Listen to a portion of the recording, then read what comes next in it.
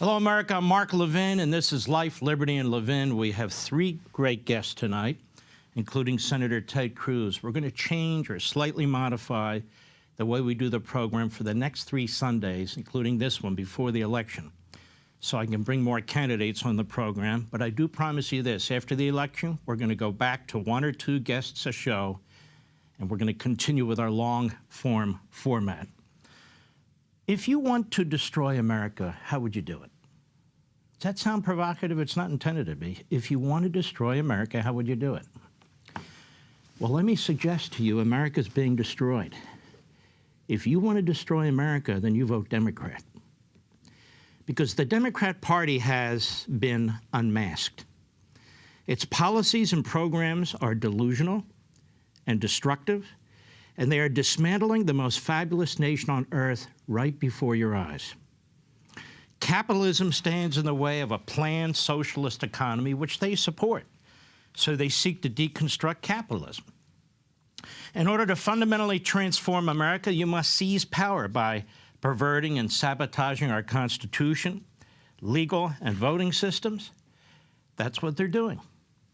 The American people have not knowingly or voluntarily surrendered their liberty, property, society, and Constitution to the reprobates and malcontents within the Democrat Party and who are among us. It's a slow process, and it's packaged in deceit and propaganda and lies. You are said to be the beneficiary of these designs when, in fact, you are the targets. The Democrat Party doesn't seek to improve society. It seeks to destroy it, then replace it. The Democrat Party sees your economic struggles and even impoverishment resulting from their policies and programs as a necessary condition to imposing its ideological ends and imagined paradise on an unwilling and unsuspecting people. It is therefore necessary to use taxes, regulations, executive orders, a massive bureaucracy issuing hundreds and hundreds of dictates to reorder society, the economy, and the government. It is necessary to silence, humiliate, and shame contrary voices, as conformity is essential. And therefore you need truth squads. And therefore you need the government working with Silicon Valley oligarchs and the like. It is necessary to squelch knowledge and actual science, impose doctrines, and change the language to control, direct, and manipulate the people.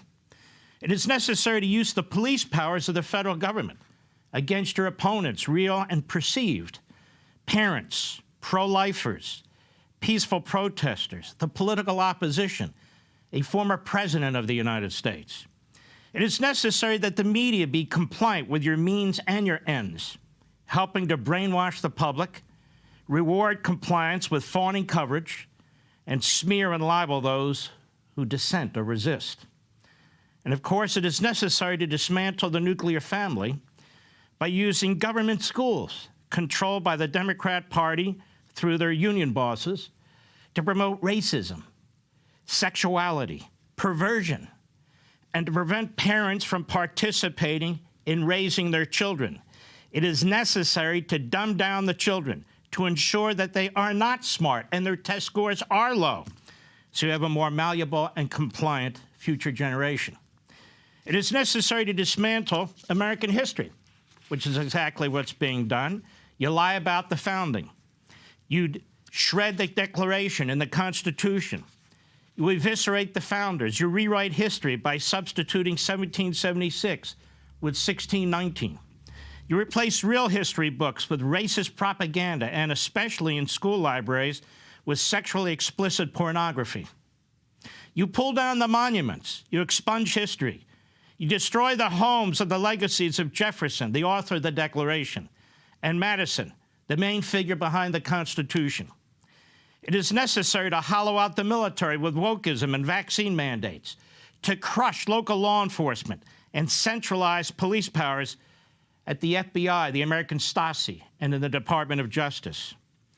It is necessary to unleash anarchy and lawlessness in our cities and neighborhoods, to cause people to be upset with the existing society and the status quo, and to want revolutionary change. It is necessary to destroy national sovereignty with open borders, create chaos on our southern border, sex trade, violence, fentanyl, drug cartels, chaos and anarchy. This is how you destroy a country from within. This is the issue before us on the election. Every single problem we face that's of a significant magnitude to our very existence as a free and prosperous people, as a sovereign nation, is being created by one party and only one party, the Democrat Party. And of course, the Democrat Party has its supporters, mainly the media, the New York Times. We've talked about the history of the New York Times. The New York Times supports this sort of thing. After all, the New York Times is behind the 1619 Project. The New York Times lied to the American people repeatedly on behalf of Joseph Stalin through its correspondent in Moscow. The New York Times covered up the Holocaust and lied about the Third Reich because they were asked to by Franklin Roosevelt and because the owners of the newspaper were concerned that people would be critical of the New York Times. And so it has, as chief correspondent in Berlin, a man who sympathized with the Nazis. The New York Times brought us Castro, who had been defeated and was in the jungles of Cuba with about 20 so-called guerrillas. The New York Times breathed life into his revolution. The people of Cuba have suffered ever since. And to this day, the New York Times is caught time and time again with hiring anti-Semites who despise the state of Israel and Jews generally. But even more, let's look at the Democrat Party's history again. The Democrat Party was the party of Confederacy. The president of the Confederacy, Jefferson Davis, was a Democrat. The generals were Democrats. The KKK was spawned out of the Confederacy and embraced by the Democrat Party. It was embraced by the Democrat Party to oppose reconciliation, and that's what they did. It took a Republican president, Grant, to send the U.S. Army down there to wipe them out. But then when the Democrats won the House, Grant didn't have the authority to use the Army again, and the Klan prospered. Segregation, Plessy versus Ferguson, in the latter part of the 19th century. A Supreme Court gone rogue again. Again, the Democrat Party, pushing segregation for another 100 years after the Civil War. And so the Supreme Court stepped in again with Brown versus Board of Education. Separate but equal is not equal. Another decision that was intended to do what?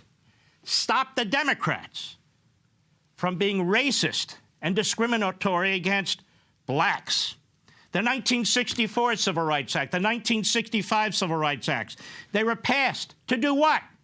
To stop, again, a large number of Democrats from stopping blacks from voting or stopping the implementation of the Civil War amendments.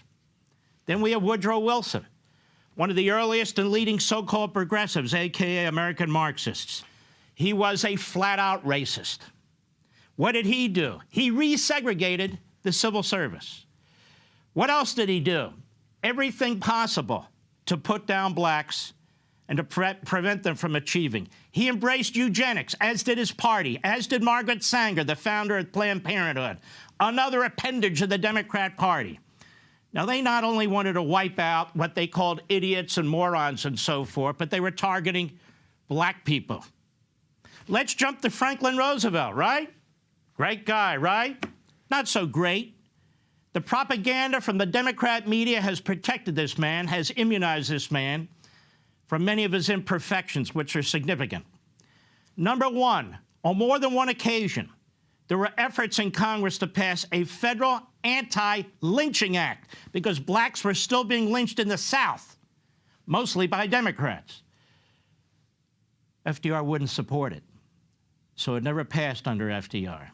It even came up again in 1940, and FDR wanted to win an unprecedented third term, so he squelched it.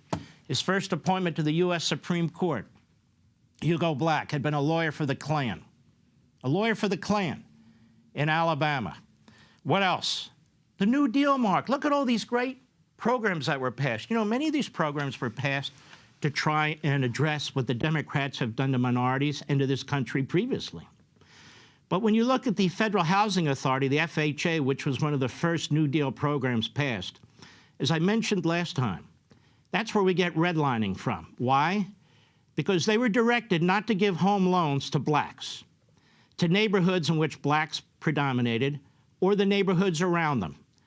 And what the FHA would do is they would color those neighborhoods in red. And that's where you get the phrase redlining from. What about Lyndon Johnson, Mark? We have to admit that he was a strong proponent of the 1964 and 65 Civil Rights Acts. But even his greatest biographers, including Robert Caro and others, have said, while he led on civil rights, he remained a racist. He did remain a racist. The things he said that were caught on audio, the things he said over and over and over and over and over again, make it abundantly clear. Not until 1957, and he was in Congress a long time, did he ever support any civil rights legislation, because he decided he wanted to run for president at some point. Now, why am I telling you all this? The country's in decline, not because the American people want it, with massive inflation, with the dollar being destroyed, with the borders wide open, with massive crime taking place in our streets, disrespect for police, the undermining of the United States military, inflation, economic conditions through the roof. These are all decisions that have been imposed by the Democrat Party, not foreign powers, not Russia, not Ukraine, not Saudi Arabia, but Joe Biden and the Democrats. If you want to save the country, if you want to begin the process, we hope, of reversing course, if you want to improve your lives, if you want to protect your family, whatever you do, don't vote Democrat. Hi, everyone. I'm Brian Kilmeade. I want you to do me a favor. I want you to click to subscribe to the Fox News YouTube page. This is the only way that I know for sure that you're not going to miss any great commentary, any great news bites, any great interviews coming your way on Fox. You can get it all here on YouTube. So subscribe right now.